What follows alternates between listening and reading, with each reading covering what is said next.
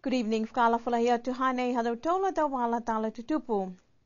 Koe whakawhilianga ke he tau whahala tungi whale kua tālanga he matakau leo leo ke lata moe matua ko Ian Hipa ko whakau sini awhi moe utakehe e iki whakawhili. Koe whalua tau ka kano kua utakehe tau whakahala moe tau hoko taki nai he tau leo leo hakua nā kai mau papa moe ka toa toa e halo tola tau whakakisianga moe tau whakamuolianga ke tau le kua ni tutupu si pia foki e taha he tau tangata kua whakamuoli. Pehe taki leo leo ko Mark Chenery nā kai whai manatu, alau tolu ko manako ke whakakisi, ha kua talia ni elo tolu whiwhilianga hei ki whakawhili. Koe mga au nei foki, ane whai le weki au tu e mtakau leo ke manga ko hikata waki he tau a whiawhi. Koe whakawhilianga nei kua lahi tau ha taki he whakawhilianga toko lunga ha niwe, ke nā kai mai ke tau tangata whakapuloa tala, ke tohi e tau tala whakalau lahi, ke he wala tala nei. Hane whai ngā hua e tau maanga ke mumui tua ke he tau hātakianga ke lata mai ngā tingi whiwa, moe mātuta ke tau ngā hua ke tau loto kaina ke uta ke he tau namu. Ko he whahi tapu kua mole, ne ole whakatu whanu ke he tau matakau whanu taki maanga, ke whakalaula he tau whahoho moe tau ngā hua ke he tau maanga, ke whakamea me uta ke he tau nona whanga he tau namu.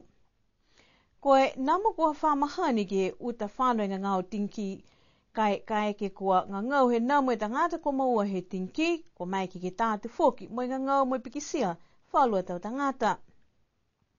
Kua kisia whalumaanga kua laulahe tau ngā hua ke hala hifo e tau akau, moe fulufuluhi e tau tula vai ne tau loto kaina kua nā kai whakaonga. Ka koe taha maanga ne kua whalaulahi atu ki mua halo tula tau manako ko hakupu. Kua mai ke he eklesia ke whakatau e tamasini pamunamu ke laumatai e tau whakaholanga maanga ke aua ne ke tualahi ke tau whakaholanga mai he whahi malolo sino. Koe amamne ki anga tō whai whakaholanga ka tau se ke whakaonga e koloa nei.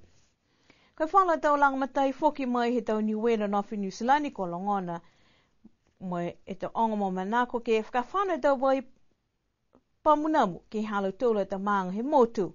Moe kua whita he whakawhano mai whalo tau koloa, tunga tau whainamu, moe whalo tau koloa langmatai. Koe tau numela tangata, ne kua maua he tinki ke motu ko molea e tahi siau, he talahau he whahi malolo sino.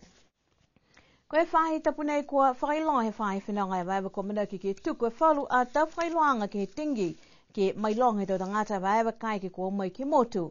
Mailonga kua hahae ngau tinki ke atu Pasifika moe ke sia, kua hoko mai foki ki niwe. Toko wai tangata whenonga baiba ne kua whai mangaho no nofu mai ki motu ne kua maue tinki mai toka ki he whalenga ngao. Koe tau hata ki anga mai he whahi whenonga baiba mui tua ki he whalo tau tahawanga mai he whahi malolo sino ne kua tuku whalataha ki loto he tau pepa whakawheleweia ki he tau tulisi ma kua tuwha atu ki he tau whale tali whenonga o si he motu. Koe tau hata ki anga ke tau pohala ke kalo ki he mahi ngau tinki, ke whakatu mau alau tolu ke whakaonga tau wai tunga tau repellent, mo e tau ngutuhala pātai namu ke he tau mtakawi kano no whai. Koe tau pohala ni anai ke langmatai atu ke he lalianga, ke tukutuku hefo e uta whanawanga ngau tinki he motu, pia foki ke whalu a atu motu. Koe whakaholanga ke huki e tau manukuli ke pui mai he tahanga ngāo ke lea koe parvovirus ne kamata he whahi tapunei me whahi tanga he motu. Koe hau nei ne o atu ai mai matuta ke whakaholanga ke manga ko mutalau. Pehe ke kafo manu ko Dr. Debbie Curtin la he whia hakua ke sia kau whakalataha e tau tangata he motu ke he whakaholanga nei. Koe manako he talahau he ke kafo nei ke pui osi e tau punua kuli, mai tau kuli i lalo hefo he taha e tau. A koe ngau ke lea koe parvovirus mai ke masi e kuli ka maua e ngau nei. Koe whala tau whakakiseanga ke ngau nei koe koko toto e kuli, hi, lole, moe nā kai manako ke kai. Koe tau meana kua manako lahi e mtakau ngahua nei ke whai tangata e tau mga whaua, whai kuli ke tau weweheanga kua whakailoa atu, ke he tau loto kaina ka oatu e mtakau ke ahi ki huki e tau kuli. Koe mga au nei kua molea, taha seo manukuli kua huki ki tau pui anga nei. Kua whiawhia e whahi taonga niwe ha koe tau kumikumianga kua tau se whalataha moe tangata tohi tala ko Margaret Pointer ke lata mo tau tala kua tūwhaka holo ke tau matatua kianga, hai ni wea mo Nisilani mo tau motu I whāfo, mo puhala ne lani ni wea ke matutaki mo lautolu tau tangata I whāfo. Nā kai fōu kai nanga nei ke motu ko ia foki ne kua tohia pepa tangi tose ha kuloto, ne kua talahau talahangau ke tau kautau, ne watu ke whilokuta ke whakamua he lalolangi. Koe tau kumkumianga nei ha Mrs. Pointer ko mai ke tau se kua whailang matai tupia ia ke lata mai tau whaholoanga ke kumikumi mo liliu ki toa mo I loa tau tala ki tau ngaho kua hohoko mai tau langisea ke motu ne kua lata ke mai longa tau tangata motu mahuinga he tau kumikumianga penei. Ma maulahi hana whanau tiki toa koe whakataitai pehe ke ue seau tau tali he hoko mai langisea whakamua. Poke whaulua tangata ne ko hoko mai whakamua, ne hoko mai whakamua ke motu kai nā kailaya tohia po ke I loa tau tolu ke hoko mai ke tau tahe awhi hiwi seau whitu kong whulma wha. Mai he tau kumikumianga nā, haia ko vitani whaulu a tala kua tohia he whaulu a pulutu. Kai nā kaila hoko sia ia tohia anga, hangao ke hato tolu matutakianga, mo tau tangati whafu, pokolo tolu I whafu mo niwe ke he ue seau tau nā. Tōta he whiawhia whahingoa ka kan, ho mena hoko mai na ia, hau ne ia I loa ia koe whai whahinga hua pehe si haua ia, si whakatutala, nā kai whaufoki ia. Si koe tau hana tau whakatutalanga, tōta he tatai mai manako he whahinga hua ke tohia tau tala tū whakaholo. Si fuafua he mga haunei ke he whalua whakatutalanga, he tau koloa ne kua kisia ia, mo ono atu fo ke whahinga hua, koe mamana ke motu tau tolu, he whangufuru tau, he whakatua, he whakatufono, pure whakamotu, he ua tau I mua. Si mana tu ke ai, me hanei tau mena ni misi ke ai taonga niwe tari ka matanga, ke tālanga taka ina, ke tukua ki whakamitaki he tau tolu tau taonga, mo I loa mena ai atu hau. Talahau mai Moira, koe pepa ka tālanga mai he tau kumikumianga nei, koe taonga ke lata mo tau atu hau tupuhake, ke he tau aonga mo tau tangata motu, ke whakalaulahi he tau māmaanga ngao ke motu, mo tau tala tu whakaholo he motu, si kisia tuanga he motu ke he waha nei.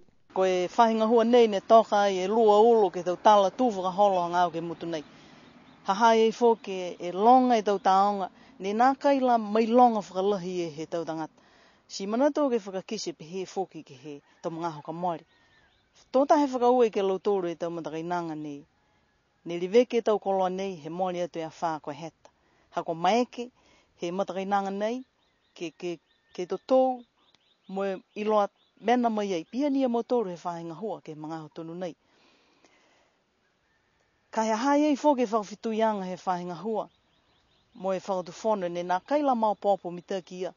Po ke kisia ke whakauhoa ki tau taonga nei, ke tuku whakamitaki, mo e whakatū mau tau kumikumianga po ke I loa mena he tau tangata kei. Koe mena whakamua ne ono ne whahinga hua kei, ke I loa he tau tangata, ha tau tolu tau tala tū whakaholo.